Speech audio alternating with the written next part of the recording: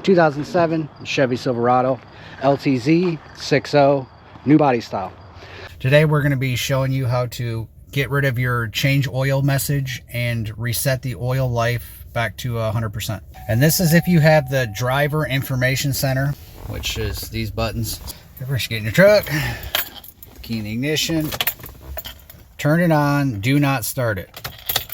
Turn it on, wait for all this stuff.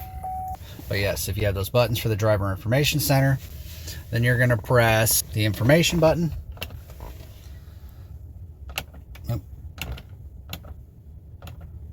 Oil life remaining is 27%, and then push and hold the check mark.